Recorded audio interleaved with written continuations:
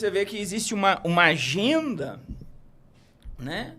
E aí você vê a inteligência artificial. Essa semana, assim, eu digo que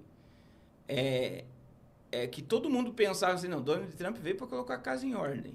Só que a China, sem fazer nada, já colocou Donald Trump no lugar deles. A gente está nesse protagonismo aqui. Você tem como acompanhar?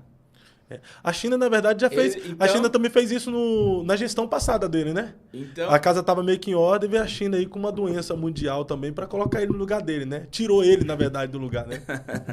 E a América se endividou totalmente. Daí existem coisas, Fábio, que daí a gente vê, quando a gente olha para todo esse cenário de controle, de inteligência artificial. Por exemplo, a maioria das pessoas, você pode fazer uma pergunta, você conhece o que é ChatGPT? As pessoas, eu não sei, não... Veja, já surgiu uma inteligência artificial mais poderosa que o ChatGPT, que já é poderosíssimo. O ChatGPT, se você mandar ele escrever um livro para você, só dá o tema, os tópicos, o que você quer, o livro sai pronto. Quantas páginas você quer no livro, você vê. E agora surgiu uma inteligência artificial mais poderosa, com mais informação, com mais capacidade do que o ChatGPT, que custaria aí bilhões de dólares, e agora surge uma empresa com um custo quase zero diante da realidade do ChatGPT, oferecendo algo maior. Meu Deus do céu. Então, sem falar também o mundo corre para a China. Sem falar desse projeto aí que tu falou. Da Stargate. Que vai prever o futuro. Que é a questão de utilizar-se da inteligência artificial para tudo. Então, quer dizer, imagine que a inteligência artificial, ela nos ouve, nos monitora, nos controla. Então, você está conversando aqui sobre um ataque de vou lançar míssil em tal país. A inteligência, ela vai informar. Você está entendendo? É uma presciência e onisciência satânica. Mas isso aí confronta o Todo-Poderoso, né? Porque eles querem pegar um atributo que é somente de Deus e dar para um robô, para uma máquina. É aí que eu sempre digo, a gente está muito próximo do Apocalipse. Inclusive, essa semana, né, foi modificado o relógio do Apocalipse. A gente está a 89 segundos da meia-noite do Apocalipse. Foi essa semana, né? A mídia divulga isso todo ano. Esse relógio sempre me confronta. Que são os maiores cientistas britânicos que divulgam o momento em que nós estamos na história da proximidade do fim dos tempos, do fim do mundo. E quem divulga o relógio do Apocalipse, que foi essa semana, são ateus. Porque a maioria dos cientistas não crê em Deus. Agora, como pode cientistas acreditar num colapso da humanidade e o povo que anda com a Bíblia, que tem 22 capítulos sobre o assunto, não acredita que é o Apocalipse. Então, assim, Fábio, a gente precisa entender, por exemplo, por que Elon Musk foi chamado para o governo? Por quê? Porque ele vai colocar robôs no lugar de muito funcionário público. Ele quer enxugar a máquina pública. Como é que se enxuga a máquina pública? Desfazendo de funcionário. Muita gente no governo americano vai ser mandada embora e ser trocado por robô. Robô é inteligência artificial. O ser humano, cada vez que... E quer dizer, se nós estamos dentro de um projeto americano da Stargate, eles querem dar o controle, o domínio e a segurança da América a uma inteligência artificial. Que vai prever e vai estar em tudo, em todo lugar, sabendo de tudo. Então, o que acontece? A gente tem... Eu tenho visto de uma forma assombrosa. Essa semana eu fiz uma live e falei sobre isso.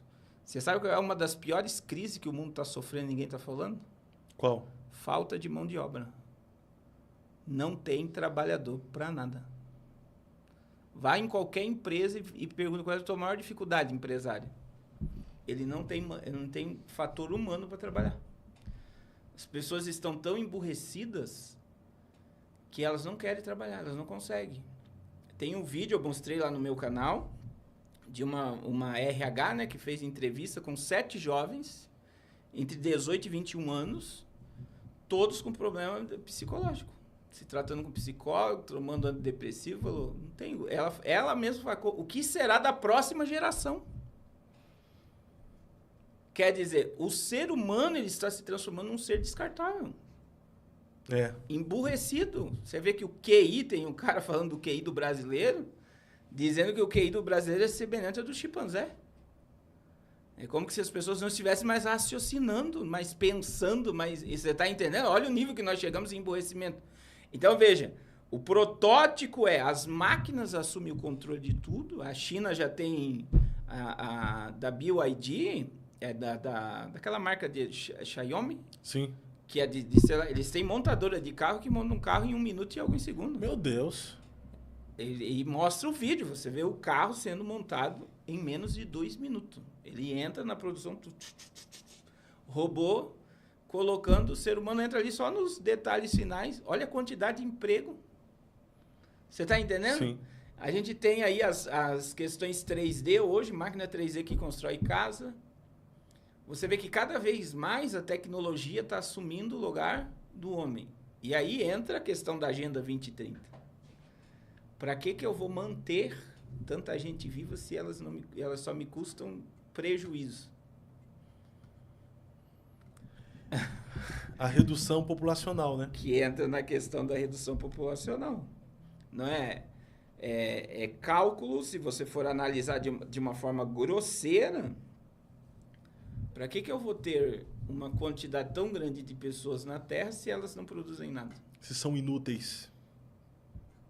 A ponto que ele chama o povo de gado na cara do... Então, assim, eu digo assim, Fábio, quando você estuda a Agenda 2030, eu tive lá na ONU, toda a ONU lá, entrei lá na ONU, passei nos corredores, fui lá onde tem as audiências da ONU. Então, assim, você vê que toda a ONU, que é a Organização das Nações Unidas, trabalhando pela Agenda 2030. É maravilhosa a ideia.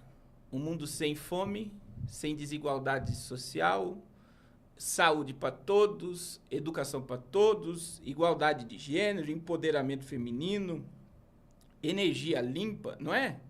O mundo dos sonhos, né? O mundo do desenvolvimento, Aí você olha para uma agenda maravilhosa. Se você for olhar assim, imagine todo mundo vivendo bem, comendo bem, se vestindo bem, estudando.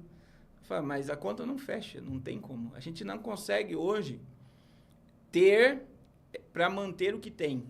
Como é que eles vão conseguir isso?